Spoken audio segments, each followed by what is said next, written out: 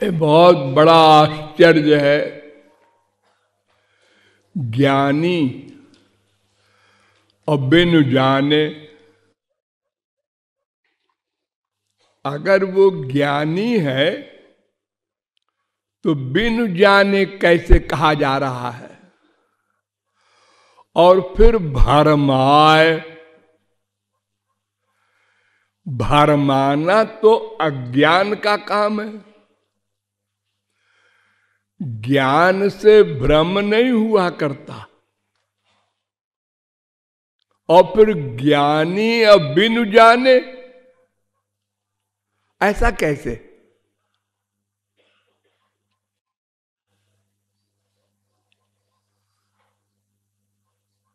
ज्ञान दो प्रकार का होता है।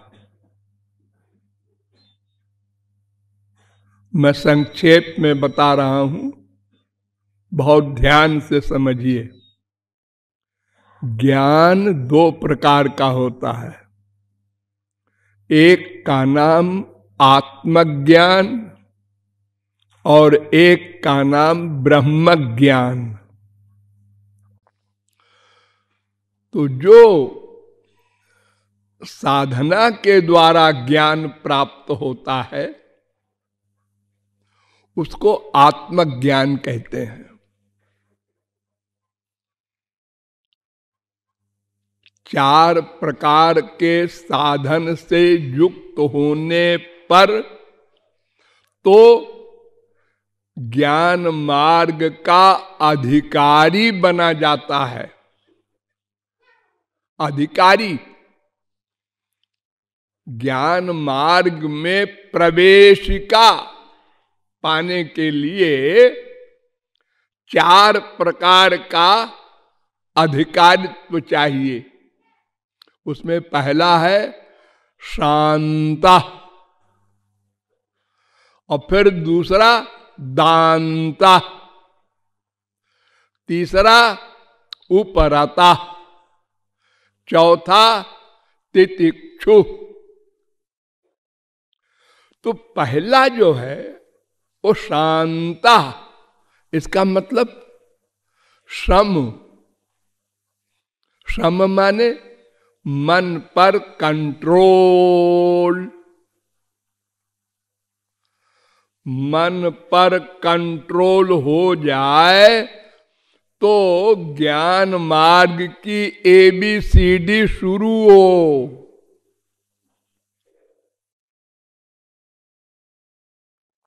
और मन पर कंट्रोल कितना कठिन है। वेद कह रहे हैं कि विजित ऋषिक वायु भीरदांत मनस्तुर्गम। 10वें स्कंद के 27वें अध्याय का 33वां श्लोक। जिन्होंने इंद्रियों पर कंट्रोल कर लिया, हजारों जन्म में, हजारों वर्ष में नहीं, और वायु पर भी कंट्रोल कर लिया, प्राण अपान व्यान समान उदान, पांचों प्राणों पर, वे भी मन पर कंट्रोल नहीं कर सकते। ये वेद कह रहा है। ऋषभ भगवान, भगवान के अवतार थे। उनके सामने सिद्धियां आई, अणिमा लघिमा गरिमा, 8 सिद्धियां, निर्गुण 10 सिद्धियां, सात्विक और 4 सिद्धियां योगियों की, 22 सिद्धियां होती हैं। तो ये मूर्तिमान होकर आके हाथ जोड़ती हैं, महाराज हम आपकी सेवा के लिए आए हैं। तो ऋषभ कहते हैं आउट, भाग जा। अरे महाराज आप क्या कह रहे हैं? हाँ मैं ठीक कह रहा हूं। न कुर्यात कर्हिचित सख्यम मनसि ह्यनवस्थिते। बड़े बड़े योगियों को मैं आदेश देता हूं, भगवान ऋषभ कह रहे हैं, कि मन पर विश्वास न करें। योगी लोग भी भोगी लोगों की कौन कहे।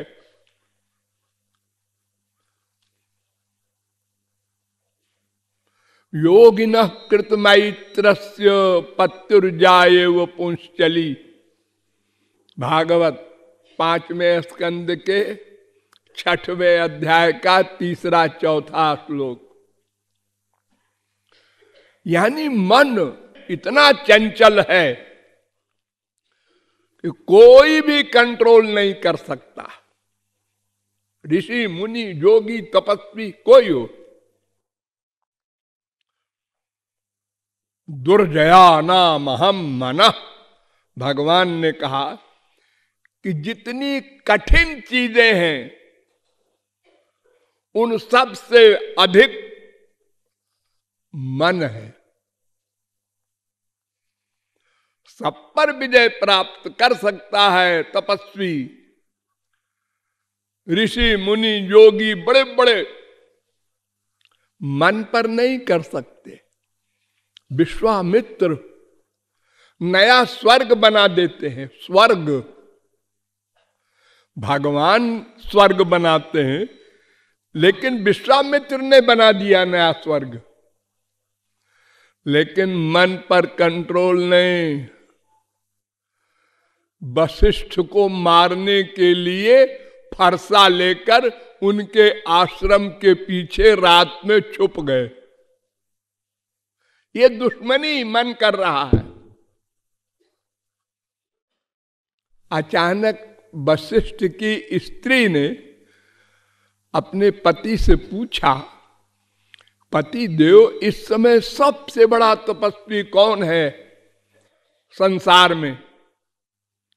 वशिष्ठ ने कहा, सबसे बड़ा तपस्वी विश्वामित्र है मेरा दुश्मन हो। यानी मुझे दुश्मन मानता है वो। यही एक कमी है उसमें। उसके मन का कंट्रोल नहीं है, उसको दुश्मनी भर दिया है उसने मन में। वरना वो सबसे बड़ा तपस्वी है, स्वर्ग बना सकता है। ये सुन लिया विश्वामित्र ने कि मेरे पीठ पीछे मेरी तारीफ कर रहा है और मैं इसको मारने आया हूं। बुद्धि में ज्ञान पैदा हुआ और सामने आया दरवाजे के और खटखटाया। रात को 12 बजे वशिष्ठ ने कहा, कौन है भाई? खैर खोला, देखा विश्वामित्र हाथ में फरसा। तुम इस समय? हाँ महाराज, आपको मारने आया था। मुझे मारने? मैंने क्या गुनाह किया है? मैंने बार बार आपसे दुश्मनी की, लेकिन आप हर बार जीत जाते हैं। तो मैंने कहा मैं आपका वध कर दूं।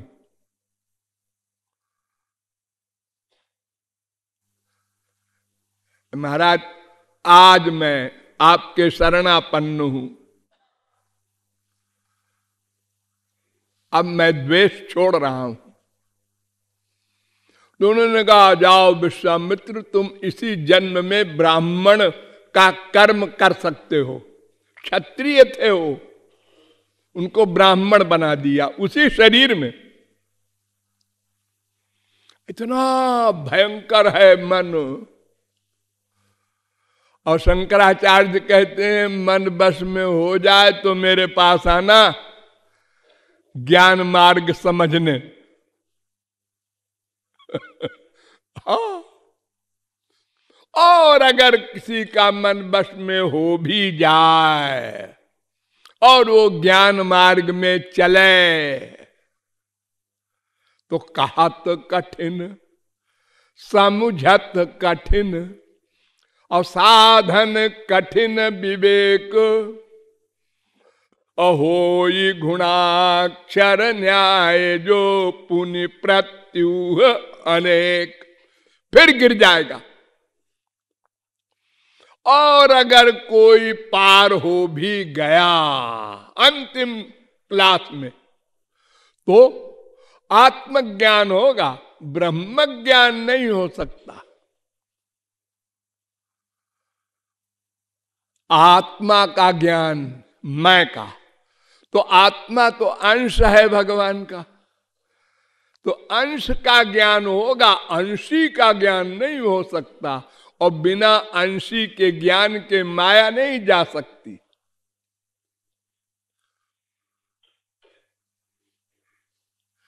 भगवान का एक कानून है, आप लोग याद कर लीजिए। मामे वजे प्रपद्यन्ते माया मेताम तरंतिते। अर्जुन, मेरी शरण में जो आएगा उस पर मैं कृपा करके उसकी माया हटा सकता हूं, और कोई किसी साधन से माया को नहीं हटा सकता। 7वें अध्याय का 14वां श्लोक भगवान अर्जुन से कह रहे हैं। तो ज्ञानी की माया जाएगी ही नहीं, मुक्ति कैसे होगी? फिर 84 लाख में घूमेगा।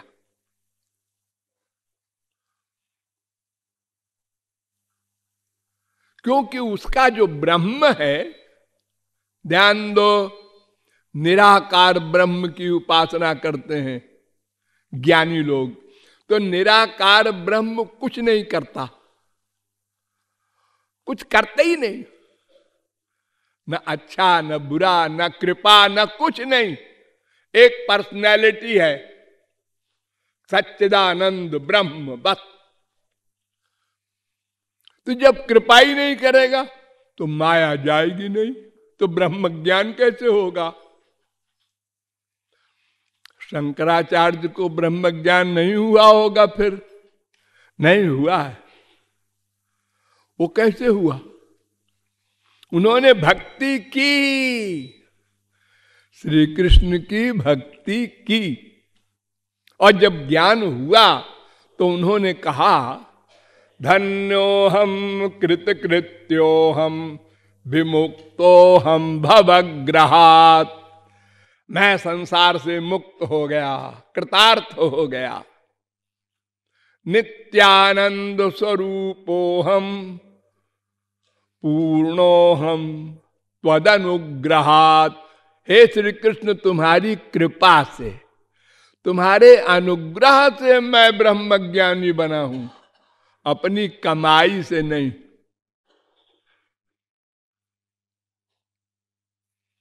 क्योंकि कृपा हमको चाहिए, और कृपा के लिए भगवान की शरण में जाना पड़ेगा। भगवान कृपा करते हैं, ब्रह्म नहीं करता। तो ज्ञानी माने आत्मज्ञानी, वो अज्ञानी है, क्योंकि ब्रह्म ज्ञान नहीं हुआ, इसलिए माया हावी है। अब भी मोक्ष नहीं मिलेगा उसको, उसके त्रिकर्म त्रिगुण त्रिदोष पंचक्लेश पंचकोश नष्ट नहीं होंगे, अविद्या नष्ट नहीं होगी। इसलिए कह रहा है कि ज्ञानी बिनु जाने भरमाए, यानी जो केवल ज्ञानी है वो अंतिम सीढ़ी पर पहुंच जाए तो भी अज्ञानी है, क्योंकि ब्रह्म ज्ञान नहीं हुआ, अधूरा आत्मज्ञान हुआ है। इससे न माया से मुक्ति मिलेगी और न ब्रह्म ज्ञान ही होगा। तो वो बिचारे कितने नासमझ हैं कि जिस ब्रह्म की वो परिभाषा करते हैं अदृष्ट, अदृष्टम अव्यवहार्यम अग्राह्यम अलक्षणम अचिंत्यम अव्यपदेशम एकात्म प्रत्ययसारम प्रपंचोपशमम शांतम शिवम अद्वैतम वेद कहता है। यानी भगवान उनका ब्रह्म अदृष्ट, कोई नहीं देख सकता। अरे जब आकार ही नहीं तो कौन देखेगा। अलक्षण, कोई लक्षण भी नहीं है उसका। अचिंत्य, कोई चिंतन भी नहीं कर सकता उसका। न नाम है न रूप है, क्या चिंतन करोगे।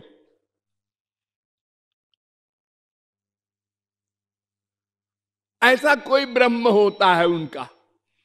और भक्त ने क्या कहा, अरे ओ ज्ञानी जी आओ मैं इसका उल्टा बताऊं। तुम्हारा ब्रह्म अदृष्ट है, उसी को हमने नंद का बेटा बना दिया, नंद कुमार हो गया। आओ देख लो ब्रिज में आके। और तुम कहते हो निर्लेप है, निर्विकल्प है। आओ देखो राधा रानी के चरण दबा रहा है। यशोदा मैया ने उखल में बांध के डंडा दिखा रही है और कांप रहा है, आनंदमय है। आओ दिखाओ मैं रो रहा है। सब उल्टा हो गया। जो जो परिभाषा ब्रह्म की वेदों ने बताया वो सब उल्टा कर दिया भक्ति ने। प्रेम में इतनी बड़ी शक्ति है, ये भावार्थ है इस पद का।